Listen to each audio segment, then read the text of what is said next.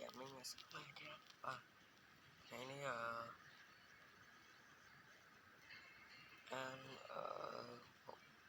anh làm bị ọc chặt rong hoa em thì và muốn cho đó sạch đường anh xong rồi nó nếu là chưa là subscribe phó tầm phải chuyện video thôi to tiếp ở dân nữa nè có rư chặt rong chưa là vậy cộng sản vui được phê để phảiนิយមនៅក្នុងប្រទេសកម្ពុជារហូតសពថ្ងៃ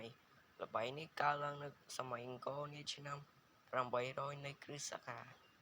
នេះគេប្រហែល800នៃគ្រិស្តសករាជតែនឹងអត់ទាន់ច្បាស់ដែរគេផ្លូវការ800នៃគ្រិស្តសករាជចឹងណាប្រជាជនខ្មែរពេញនិយមចូលចិត្តលេងអុកនេះណាព្រោះថាការលេងអុកនេះគឺមិនខុសពីយុទ្ធសាស្ត្រក្នុងការរៀបក្បួនតបក្នុងការធ្វើសឹកសង្គ្រាមនោះទេអញ្ចឹងគេបញ្ជាក់កន្លែងនេះថាយុទ្ធសាស្ត្រសង្គ្រាមនឹងនៅក្នុងអុកហ្នឹងវាដូចនឹងសង្គ្រាមពិតអីចឹងល្បែងអុកអាចលេងដោយមនុស្ស2នាក់ឬដោយមនុស្ស2ក្រុមធ្វើឲ្យការលេងកាន់តែជក់ចិត្តល្បែងប្រភេទនេះជាល្បែងសម្រាប់កងទ័ពលេងឲ្យប្រាជ្ញវាងវៃក្នុងការកឧបាយក្នុងចម្បាំងឈ្មោះល្បែងនេះមាន3យ៉ាងគឺល្បែងអុកល្បែងឈើត្រង់និងល្បែងចាក់ក្រង់ល្បែងអុកបានជាគេហៅនេះព្រោះល្បែងនេះមានគោលដៅសម្រាប់ខនឹងមានន័យថាស្ដាច់ខ្ញុំសូមជាកន្លែងឈ្មោះខហ្នឹងតាមធម្មតាបើកូនចាក់ក្រង់ណាមួយដែលលេងចាប់ដង្កេចខ្លាំងដាក់ក្នុងកាឡាដែលអាចស៊ីខនបានគេតែងតែបន្លឺពាក្យថាអុកហេតុនេះល្បែងនេះទៅគេហៅថាល្បែងអុកមានន័យថាកូនចាក់ក្រង់ហ្នឹងមានន័យថាកូនអីទាំងអស់ដាក់ក្នុងកាឡាដែលស៊ីស្ដាច់បានតែបន្លឺពាក្យថាអុកមានន័យថាអុកហ្នឹងភាសាបរទេសថាហៅថាឆែកឥឡូវយើងទៅបានគេហៅថាល្បែងអុកឥឡូវយើងមកនៃល្បែងឈើត្រង់ម្ដងពាក្យនេះស្ដាប់ទៅហាក់ដូចជាផ្ទុយនឹងឈើរៀបតែពិនិត្យនៃរកពាក្យឈើត្រង់ដែលជាឈ្មោះល្បែងនេះមិនឃើញមានសោះព្រោះហេតុនេះពាក្យថាត្រង់ក្នុងទីនេះប្រកាសជាคล้ายមកពីពាក្យចាក់ក្រង់ចឹងឈើត្រង់នឹងប្រហែលមកពីពាក្យចាក់ក្រង់ឥឡូវយើងមកអានល្បែងចាក់ក្រង់បន្តិចពាក្យនេះคล้ายមកពីពាក្យថាចាក់តរង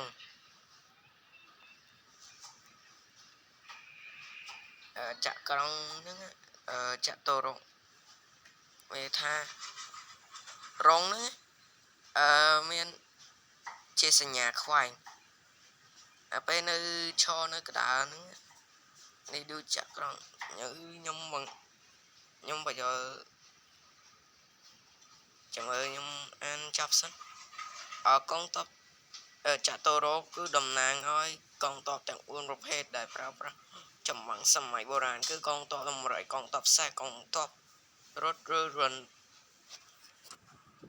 រត់តែនិងកងទ័ពថ្មើរជើងចំណែកឯនៅក្នុងល្បែងចាក់ក្រង់មានទ័ពសេះទ័ពគោទូកនិងត្រីចាក់តរងហ្នឹង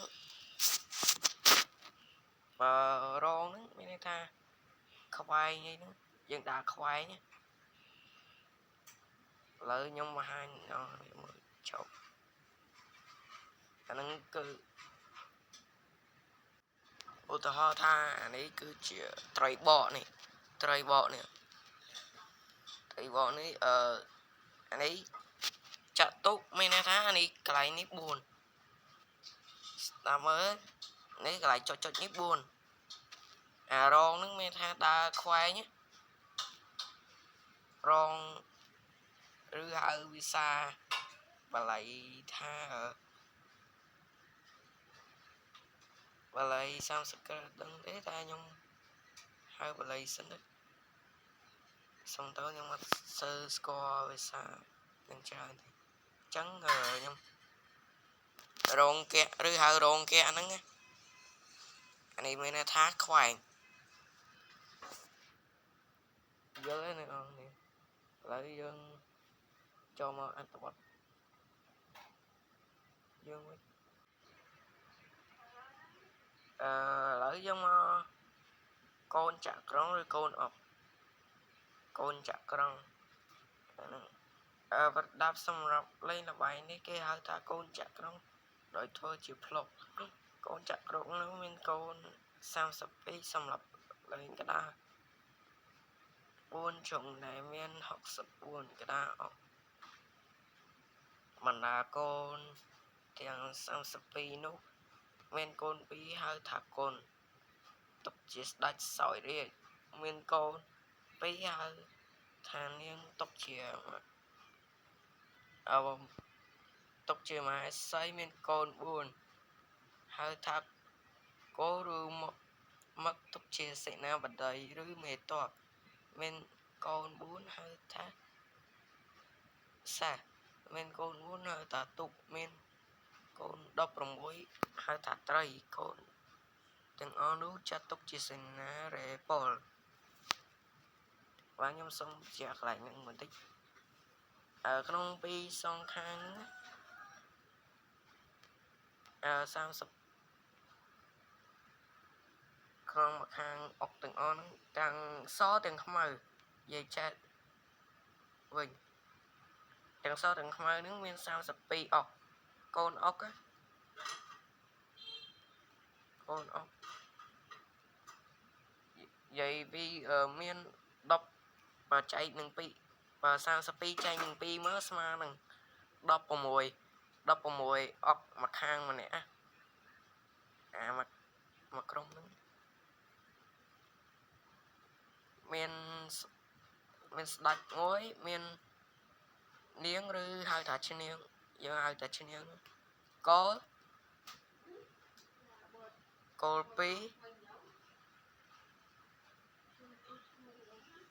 2សេ2ទុក2ហើយនឹង18ត្រីសុំតើត្រីកូនអុកកំណើតនៃកូនចក្រង្គនិយាយពីដើមកំណើតនៃកូនចក្រង្គវិញកូនចក្រង្គទាំង32នោះគេធ្វើជាភ្លុកស្នែងឬឈើផ្សេងមានឈើនាងនួននិងដើមដៃខ្លាជាដើមតែខ្ញុំមិនស្គាល់ដើមដៃខ្លាញ៉ាំបានបញ្ចូលច្បាស់លាស់បើចង់ដឹងដើមដៃខ្លាសើចមើលខ្លួនឯងសិនទៅដែលគេមានធនធាននឹងមានពេលអាចធ្វើបានដើម្បីកុំឲ្យអ្នកលេងច្រឡំចូលគ្នាកូនអុកទាំង32នោះគេធ្វើមានពណ៌ពីរពណ៌គេធ្វើឲ្យមានពណ៌ជា2ពុកក្នុងមួយពុកមាន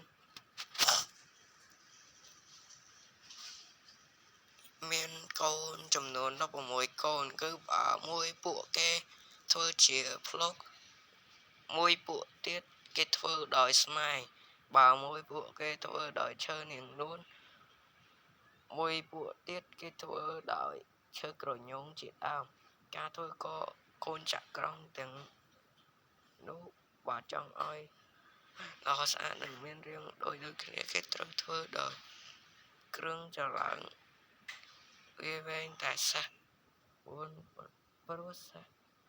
គេចល័តបំកើតទេគេត្រូវឆ្លាក់ ដោយគ្រឿងចម្លាក់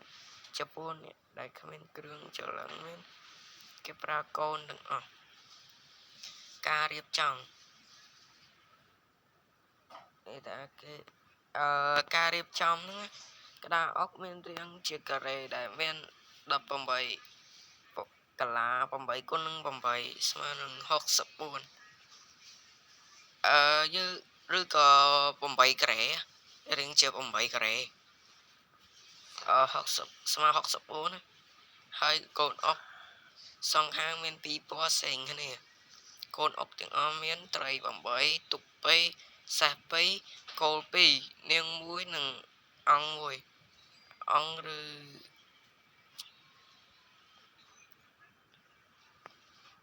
ឬក៏ស្ដេចព្រះអង្គមកវិភាគព្រះអង្គចឹងយើងមើលរបៀបលេង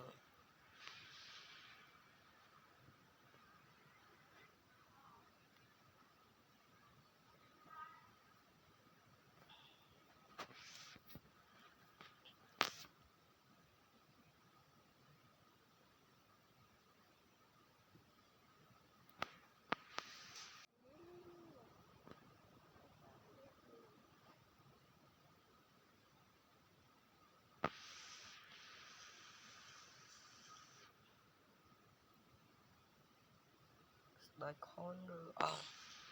ការដើរម្ដងបានតែ1កន្លះដោយអាចដើរបានទិសទាំងអស់ដែលមានលក្ខណៈពិសេសត្រង់ដើរដំបូងគឺអង្គអាចដើរបានដូចខ្សែមួយចឹងប៉ុន្តែនៅពេលដែលស្ដេចត្រូវគេដាក់អង្គមានន័យថាគេដាក់ទុកនៅចំពីមុខស្ដេចចំណែកមិនអាចដើរកន្លះខ្សែបានទេចឹងមានន័យថាដើរម្ដងតែ1កន្លះគេអាចទៅដំបូងច្បាប់តិចទៅដល់ច្បាប់ដឹងហើយអានេះខនស្ដេចនេះរឿងកន្លះដើរវា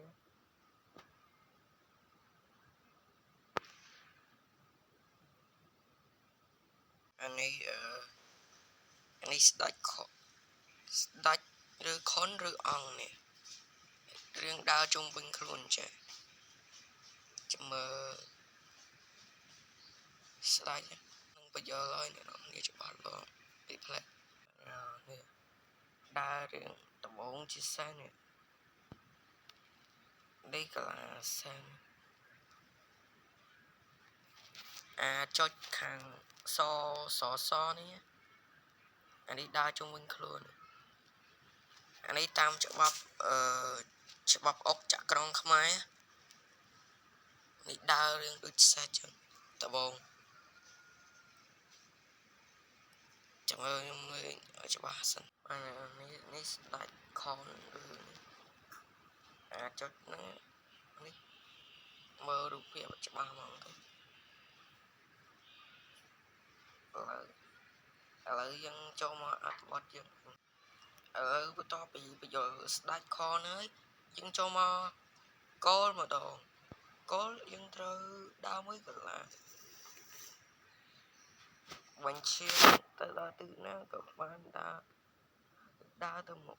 នេះគឺជាអង្គរៈការពារស្ដេចដ៏សំខាន់បានថាសំខាន់ជាសាសទៅទៀតមានថាត្រូវដាក់កោនឹងវាដើរនេះចុចរៀងជាខ្វែងបឈៀងនឹងដើរបឈៀងនឹងដើររៀងជាខ្វែងឬដើរវាយអីហ្នឹងដើរដល់ទិសណាក៏បានដើរក៏បានឬដើរទៅមុខទៅទិសទាំង5ហ្នឹងទៅណាក៏បានដែរដើរទៅមុខនេះគោលនេះអាចដើរទៅមុខបាននេះគឺជាអង្គរៈការពារស្ដេចខ្លាំងឥឡូវយើងនេះរូបគោល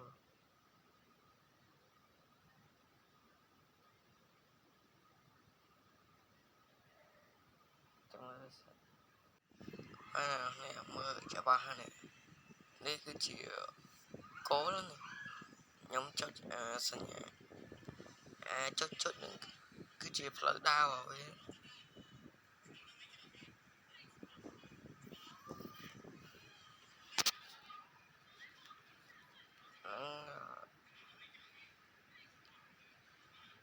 anh đi đau chiếng nữa mấy này tha là so nó đau mấy này tha đau chiếng anh đau khoai nữa từ bây giờ vớiช่วยวิสดามจังเด็กให้ดาวตมกกว่าได้อันนี้ตื้อปรามดาวบ้านไปดาวบ้านแล้วจงมาดออัตบอดน้องtiết và to vì dân cô nóiแล้วdân châu mà đo niên mà đo niên dự trâu đa mối cả là bệnh chiên tục ra sầm rập thơ cả một trang trâu nâng cả biết lại nè nó niên tuần thì cả biết lại rồi một trang trâu của bạn rồi hai đa ở bất đấy đi đục riêng về đây chuyện và tay bà về đa một nữa cho bắp nó không ốc mà và đa một từ một nữa với thẩm đa ban ta bị chiên cả lá soi nên ngày này chiên thẩm tạch đa ban cả lá soi ở đôi bò tay cái đa phơi quê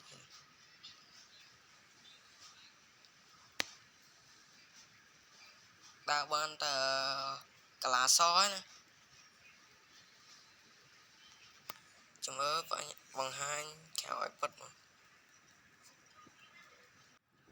nè này chiên đa màu chẳng anh đi chiên nữa tôi có đa chiên sỏi nấy đa do này chiên anh đa khoái nhé đa khoái nhé nên này ở mà đo mà ăn tập bọt to bị chiên hết rồi dân cho mà xem nào sẽ cả đã trơ phlo mùi cả lá rồi bọt chuen rồi đam đã từ một thời cõi từ chuen rồi đam đã nữa bơ chân sẽ ní rút riêng sát vậy bạn ha mày tóm nó chỉ sợ nữa riêng là đau với đôi so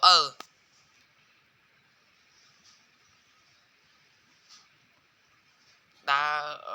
bọt cái này đi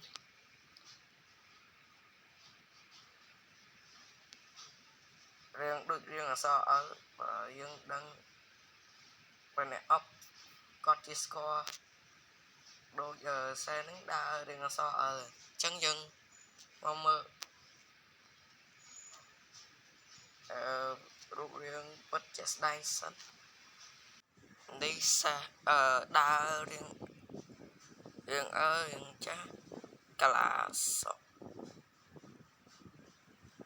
tay bà cô pro nhoi nè mới với mình còn dân đa nhưng còn phèo đa là xe nó là trong hói rồi về màu này ha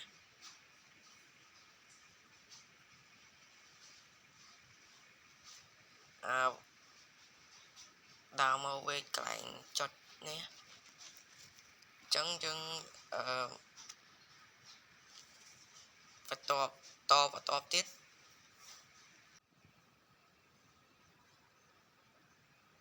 to bị xe hói và can tụ đồng và can tụ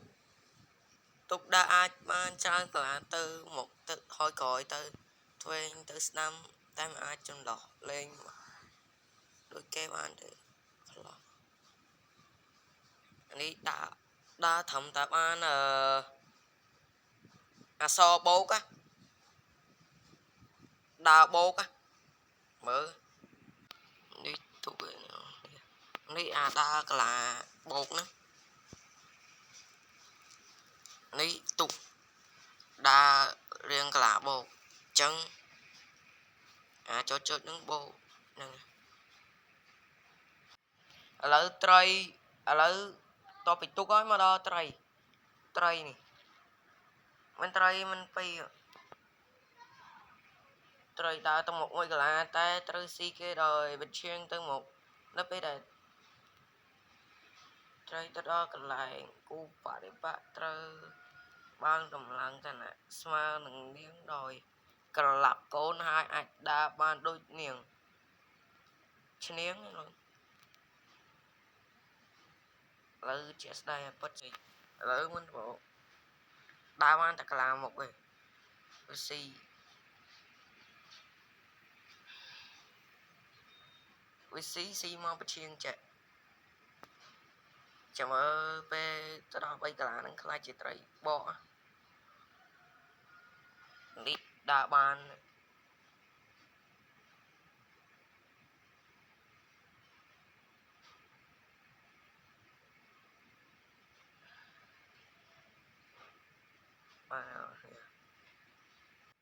với to bị trai to bị trai hay trai bỏ ấy dân mà ăn bên mà đó tại dân cô đang có xong co tha nên có đừng trai bỏ nó ốc không ai đừng nên có đừng trai bỏ ai ốc ở đâu đã có cái này cô nó ốc không ai đừng cô nó ốc ở đâu xây có cái này nó bây giờ chập đá trai cứ chỉ nè chầm luôn hoặc bởi thay thắt nữa là cần đá là tiêu vậy ai cho nên thắt nữa kháng năm đạch để chỉ đạch thắt nữa không là trong từng bốn bà rộp từ kháng năm màu chầm này tốt thắt nữa không trong cái mong bố tư là theo vòng vậy hơi xe với thắt nữa không là tim bao to bị tục bố cứ là tiêu ngồi có bốn lợi dân mong mơ đi cái buôn cái riêng rót chăng này tụng nguyên nơi khang là không tụng xó là không ăn mơ buôn rót ta nhưng mà riêng rót thì chẳng nhung to nếu bây giờ khi từng khi mình chơi nơi xó từ chọc đã cho mỗi nâng là để đa cầm nọt vào mình đôi này cứ chặt tóc tha xoa cái này nó phải để cô nam mới tới cái xí ca rót chọc đam lang với vì đồ bộ lúc ta con tại chưa con cho việc kia nó không là bài lớp đây là việc kia được khi mình tròn bên tay nó xóa trơ sầm lập môn hỏi nông sao sao của mỗi cả đa việc kia soi chỉ nhẹ rót hai chọc rót cropé về bảo việc kia soi sầm lập kia khăn mà tay mà bạn chọc rót loại chặt tục cha xóa này cô trong cái mình men chỉ con rồi bỏ cái kia soi trơ to xí kia soi chọc ram rót luôn là nguyên cái ca rót riêng rót khăn mà hai bị kia khăn trong lần cả đã tới bà mà vô bò tam côn sợ bà nó so túc ý dân rót trong luôn mà bày bà nó so túc muối dân rót trong luôn đắp vào mồi và ớt nó so túc tại sợ cô biết trôi rót trong luôn và phải pi và ớt so túc tại so cô muối dân trôi rót trong luôn sai sập luôn và ớt so túc nâng ớt cố tai men sai pi trôi rót trong luôn sao sập pi sân chỉ không túc nâng cố tai sai trai muối dân trôi rót học sập luôn và sân chỉ nó sao trai có trôi rót học sập luôn kháng cố đã tránh cái trôi chỉ nè rót hai nè rót tam trong nó này ba pi nia kháng lỡ cái soi bật lư rót ca រត់របស់ខ្លួនឲ្យឬចាប់ពីចំនួនកូនដែលនៅសល់ក្តាររួមទាំងខនទាំងពីរភាគីខ្លាំងទៅត្រូវសម្រាប់ខនដៃគូឲ្យបានចំនួនអតិផរមៈអានេះចំនួនរាប់ត្រូវបានបន្លឺបើមិនដូច្នេះទេគឺលបែងស្មើគ្នាក្នុងដំណើរការនេះការរាប់អាចចាប់ដើមឡើងវិញបើភាគីចង់រាប់ឈប់ត្រូវរាប់ឡើងវិញឧទាហរណ៍បើសិនជាពណ៌សមានទុក2និងសេះ1សម្រាប់ស្ដេចរបស់ខ្មៅនៅតែម្នាក់ឯងនោះពិឃាតត្រូវសម្រាប់ស្ដេចឲ្យបានក្នុងការដេញនិងការលើពី3កាឡាដាល់ឲ្យបងលឺឆ្នោតទេគឺចាត់ទុកស្មើគ្នានេះក៏ព្រោះតែច្បាប់មានចែងនៅក្នុងលក្ខណៈខាងលើដែលបើនៅសល់ទុក2ត្រូវរាប់ចំនួន8កាឡាម្យ៉ាងវិញទៀតបើសិននៅសល់ជាកូនសនៅសល់តែសេះ1ដែលឯកូននោះនៅសល់តែទុកមួយដូចគ្នាគឺយើងមិនអាចធ្វើការប្រកួតបន្តបានទៀតទេដោយចាត់ទុកថាសល់គ្នាព្រោះអីទុកមិនងាយនឹងការចេញឬវាយកសេះបានទេដូចគ្នានេះដែរសេះមិនអាចទៅធ្វើអ្វីទុកបានដែរបើសិនជាអ្នកលេងមិនយល់ព្រមតាមលក្ខខណ្ឌនេះទេក៏មិនអីព្រោះវាអាចជាធ្វើការសាកល្បងបើសិនជាអ្នកលេងចាស់ដូចគ្នាប្រភពនៃល្បែងចក្រង្គឬអុកខ្មែរនិយាយតាមអុកចក្រខ្មែរនៅប្រាង្គប្រាសាទសិលាខ្មែរមួយចំនួនដូចនៅប្រាសាទបាពួនអង្គរវត្តបាយ័ននិងព្រះខ័ននេះដល់មន់សៀមរាបអង្គរយើងឃើញមានចម្លាក់មនុស្សអង្គុយលេងល្បែងចក្រង្គឬអុកដោយមានវត្តមានរបស់អ្នកមើលជាច្រើននៅដប់ចំវិញគូបរិបត្តិនៅទីនេះយើងសូមលើកយកតែចំណុចសំខាន់ប៉ុណ្ណោះតែល្បែងចក្រង្គឬអុកមកបកស្រាយបើពាក្យចក្រង្គឬពាក្យអុកមានមកពបចេញមកពីណាហើយមានសារៈសំខាន់ដូចនៃខាងក្នុងសង្គមខ្មែរពាក្យចក្រង្គមកពីពាក្យសំស្ក្រឹតមានន័យថាដូចគ្នានឹងពាក្យខ្មែរថាអុកពាក្យចក្រង្គដែលបានឲ្យកំណត់មកជាពាក្យអុករបស់ខ្មែរបច្ចុប្បន្នតាមចំណាំក្រមខ្មែរមានន័យថាតបទាំង4គឺតបសេះតបដំរីថ្មជើងនិងតបជើងទឹកហើយអាចជាសញ្ញាឆ្លុះបញ្ចាំងឲ្យឃើញថាវាជាការរៀបចំនិងតបទាំង4ប្រភេទនាងខាងលើនេះជាកប្បកិច្ចរបស់មេតបផងដែរហើយពាក្យអុកវិញដែលជាពាក្យខ្មែរសុទ្ធសាធមានន័យថាដាក់កូនអុកនៅត្រង់កន្លាសម្រាប់ដោយធ្ងន់ដៃហើយថែមទាំងប្រាប់ដៃគូឲ្យដឹងខ្លួនថាខ្លួនកំពុងតែអុកផងពីចំណុចនេះឲ្យដែលធ្វើឲ្យយើងបានដាក់ស្ដែងអំពីប្រភពឥណ្ឌានៃល្បែងចក្រង្គរបស់ប្រជាជនខ្មែរពោះដឹងថាស័ព្ទនេះបានក្លាយជាចក្រង្គខ្មែរបច្ចុប្បន្នយ៉ាងប្រកបវិញទៀតយើងក៏អាចសន្និដ្ឋានបានត្រឹមត្រូវដូចជាដូនតាខ្មែរបាននិយមល្បែងចក្រង្គឬអុកនេះតាំងពីបុរាណកាលមកម្ល៉េះបើយ៉ងទៅតាមរូបចម្លាក់តាមប្រាង្គប្រាសាទបុរាណនាសម័យអង្គរចម្លាក់ប្រាសាទបាយ័នសតវត្សទី12តាមការស្រាវជ្រាវយើងធ្វើតែគ្មានផុសតាងណាបញ្ជាក់អំពីវត្តមានរបស់ល្បែងចក្រង្គនេះសម័យបុរាណអង្គរក្តីក៏តែយើងយកឃើញថាល្បែងដ៏ឧត្តមនេះត្រូវបាននាំចូលមកជ្រោយសវណ្ណភូមិឬសវណ្ណទ្វីបដោយជនជាតិឥណ្ឌានាសតវត្សទី11នេះតាមប្រវត្តិហ្នឹងតាមរយៈវិស័យពាណិជ្ជកម្មអន្តរជាតិល្បែងឥណ្ឌានេះបានទៅដល់ប្រទេសប្រាក់ហើយបានទៅដល់បន្តដំណើរទៅប្រទេសអឺរ៉ុបខាងលិចនិងប្រទេសរុស្ស៊ីផងដែរតាមរយៈវិស័យពាណិជ្ជកម្មចាប់ពីសតវត្សទី9មកល្បែងចក្រង្គខ្មែរចេញជាកូនខនស្ដេចកូននាងអគ្គមហេសីកូនសេកទ្វេតបនិងកូនគោលតបស្រួចហើយកូនទូកនិងត្រីសេនាខ្ញុំសុំនិយាយទូកនឹងជាសេនាបតីណាតែបើត្រីគឺជាសេនារេពលជាក់ស្ដែងនៅក្នុងរឿងមហាភារតជារតឥណ្ឌាយើងបានឃើញថាមានការពិពណ៌នាអំពីការភ្នាល់ល្បែងអុករវាងក្រុម bài bán nè vạ nâng cỡ rạ vạ dạng na mình dương có ban đăng đại tha pre cứ pre cứ sẵn nạ có ban lên là bài chặt rong cho mỗi bà niênตัวเทียบพองได้โดยระบายนี่เมียนตะปมวยกันละระบายสับใหญ่จังจำละบาปูนสัตวรรษที่ดับเบิลจำในสำคัญเลยเตเวกถานี่ตรึกบานฉลาดเลยตามปรังปราสาทเสลาเข้ามาเมียนกาเชียมูลเหตุในสังเกตสิสัจจดเชียงคนนี้น้องเรื่องเรียมเกยเข้ามาก็ยังเคยท่าไม่ตอบคือขาลงมาเลยออกจากกล้องมันดาลึกถ้าตัวทั้งหมดแล้วด้วยบอตึกน้องตึกหมาสมุดดำไว้ทั่วเจสเปียนตึกการก็หลังกาน้องเรื่องกาเกยได้ชิสนาได้เปรฮัดหรือว่าเปรไอ้เปรหัวว่าเปร